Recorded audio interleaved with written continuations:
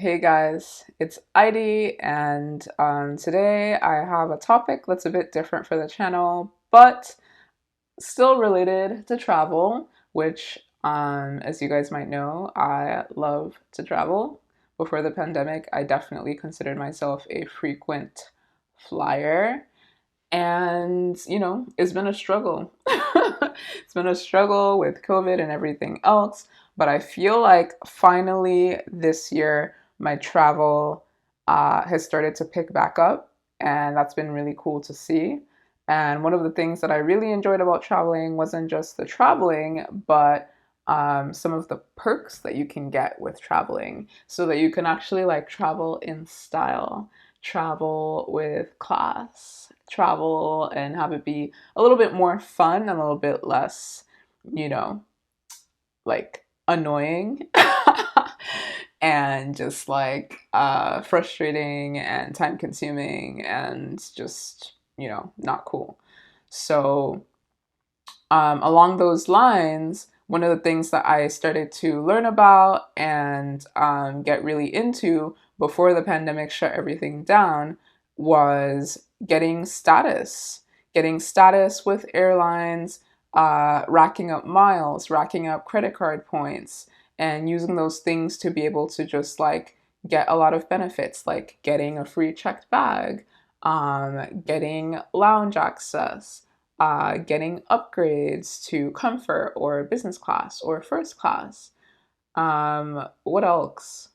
Getting like priority status so that you get your bag first when you go to get it picked up at the carousel. All sorts of like little, cool perks and benefits that airlines offer. And before the pandemic, I was traveling a lot for business.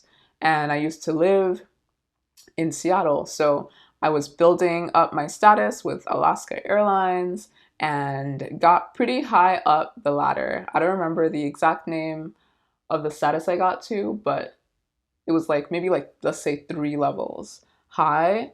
And so after a certain point, like I got to just always get first class upgrades. And the coolest part about it was um, I think it all combined to a point where I used Alaska Airlines, I think for Christmas, to go from Cali to New York and got to go with a family member. And from all the benefits I had racked up, I was able to like pay for my ticket, and then his was free. And because of my status, we both got free bags checked in, and we also got a free first class upgrade, both like to go there and to come back. So, girls and guys, it was lit, and I was just like, this is how I want to travel forever if it's possible. And so now that I don't live in Seattle anymore, Alaska Airlines doesn't make sense anymore, because they don't have that many routes going from LA to other places. And so I basically had to start all over, building up status and building up miles and points and whatever else with a new airline. And the one that I decided to commit to after doing research, looking at all the options, considering like the quality of the flying experience, considering like the locations that I knew I was going to probably be flying to the most, and also considering like the alliance that it's part of and the other airlines that are part of the alliance. A bunch of things went into the decision, but ultimately I ended up choosing Delta. And definitely, I won't lie, I was influenced by one of my super bougie friends here in LA who has always flown Delta. And then I also remembered that one of my former roommates also used to fly Delta, and both of them are obsessed with Delta, would always talk about how great the service is, how great the customer service is, how great the flights are, and all sorts of just like really good stuff. So I definitely already had Delta on my mind. Um, but I also was considering American because Alaska Airlines and American Airlines had a partnership. They're part of the same One World alliance. And an alliance is basically when a bunch of different airlines are all kind of like partners with each other. And so sometimes you can share status. or you can share miles or points or stuff like that. You can basically get like the benefits you get with one airline with several airlines when you travel. And so it's like with my status that I had in Alaska, I was able to get, I think like free bags, for example, or like priority status for my bags on American Airlines. Anyway, long story short, I considered American Airlines, but then I looked up a bunch of stuff and it seemed like number one, it takes forever to get status with them. And then number two, like the flying experience with American Airlines, I wasn't too in love with because I'd flown with them quite a few times and I wasn't too crazy about it. So I kind of had my reservations. Um, who else did I consider? I hate United, will never do it, so that wasn't even like a consideration. Southwest doesn't really like give you that many benefits, and they're kind of like anti-elitism. So that wasn't really gonna work. What other airlines are there? Oh, I guess there's JetBlue, but JetBlue didn't really have too many like international partnerships, and I definitely knew I'll be traveling internationally quite a bit, so that didn't seem like a great option. I don't even know what the other airlines are. But anyway, at the end of the day, I decided to do a Delta. I liked that Delta had partnerships with credit card, with Amex. I liked that they had a lot of flights to a lot of destinations I'll be going to, and they also had international partners as well. And it seemed relatively attainable that in a year I could get some level of status with them. So you can imagine how elated I was to finally find that by, I think, July, halfway through the year, finally got silver status with Delta. And that is dope because at silver status, you start getting to be eligible for upgrades, either to business class or to first class. I already had the American Express Gold card, so with that, I was already getting free baggage. And I feel like there's some other benefits, but I don't even remember what they were. The main thing I really wanted and cared about is the first class upgrades. So I haven't really flown much yet with this new status, so I haven't really seen like how likely it is that I can actually even get these upgrades. But I'll keep y'all posted on that. What I really wanted to cover in this video is like the journey, what it took for me to actually get that status for anyone else that is considering like starting to be loyal with Delta in hopes of attaining status. So I'm basically looking at my flight activity here in delta.com's account or whatever, and I'm just gonna try and quickly summarize and read off like all the things that I did that helped me build up like the miles and whatever else.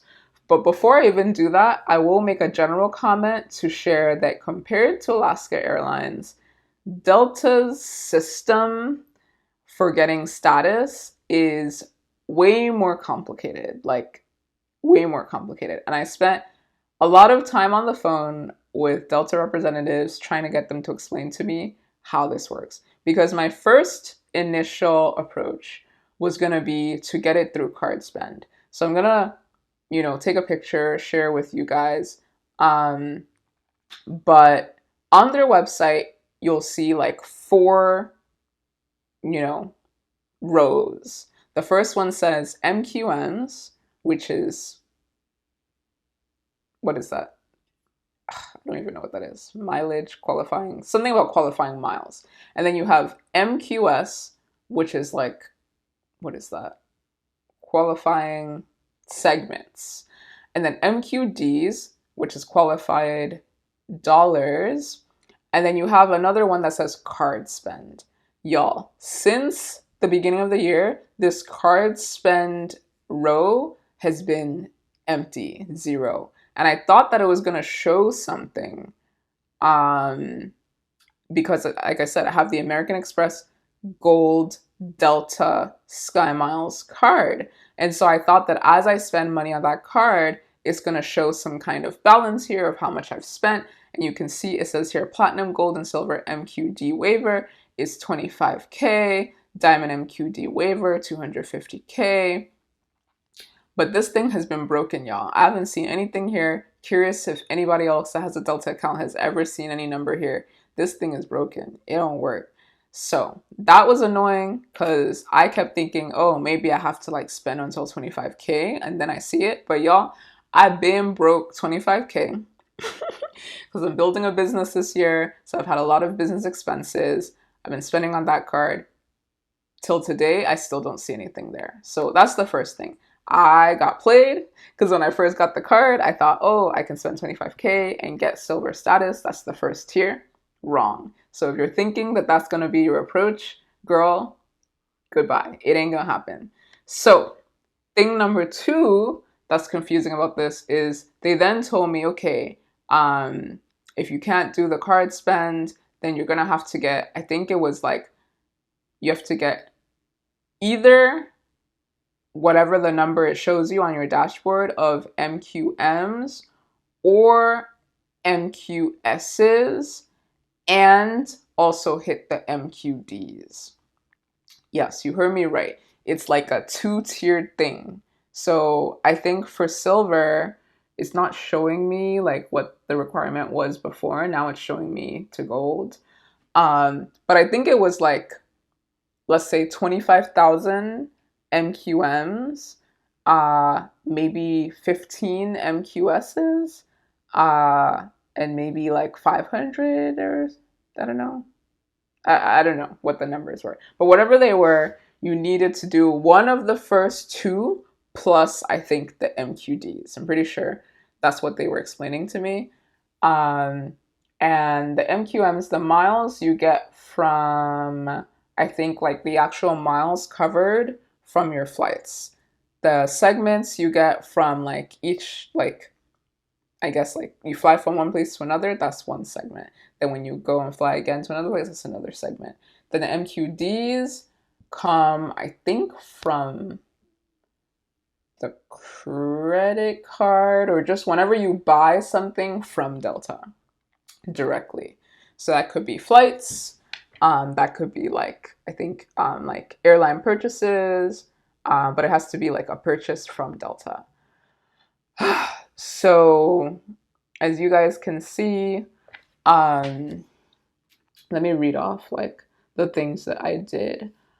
Like I said, I was building a business this year, and so I had to take a lot of trips back and forth to Phoenix. I was going like literally like at least twice a month. So I have probably like, let me see, one, it's not even showing all of them. If I had to guess off the top of my head, I would say probably at least 5 trips minimum that I did back and forth to Phoenix. So for example, that would already be considered 10 segments. And then I don't know how many miles that is between LA and Phoenix, but they'll count that number of miles. So that will contribute towards like, you know, the requirement. And then the other thing that I did that was really big, I had a work trip and a personal trip to New York. So LA to New York, obviously that's another segment, but even more importantly, that's like 3,000 miles. So that would count. And then I also bought that trip directly from Delta. So that also contributed to the qualifying dollars. And it was like a $1,000 trip. So boom. And then the thing that I did that I think solidified everything straight up was I took an international trip. I did segment from LA to Amsterdam, and then I did Amsterdam to Italy. And all that was Delta or with a Delta partner airline, in this case, KLM to Amsterdam. And so all of that counted. So that was like 2 more segments one way. And I don't even know how many miles that is, probably at least 8,000, if not more. But after I did that trip and came back was when I got the notification, boom, you've hit silver. So I was like, wow. So 1 international trip, 1 cross-country trip, and let's say like 4 to 5 like short distance trips. And I would personally say that that's a lot of traveling. I know I felt tired from traveling. So it actually took quite a bit of work and took quite a bit of money to even hit that first level. So I don't know. I think like when you then meet other people that have Delta Silver Plus, you know that it's not a joke. They're really traveling a lot. Um, and so we'll see. I think probably I have a few more trips planned for this year. I should probably be able to hit gold status. Don't know how that's going to go, but super excited that I got silver status. And then I know I also heard from their customer service that if I upgrade from the gold Amex credit card to the, I think, platinum, I think it's called, whatever the next level is from gold, that that can help you get to the next level faster. And with the next level card, I think the platinum card, you can also get free Amex lounge access, which is super nice if you're traveling a lot and you just like need a place to crash, get some food, get some drinks.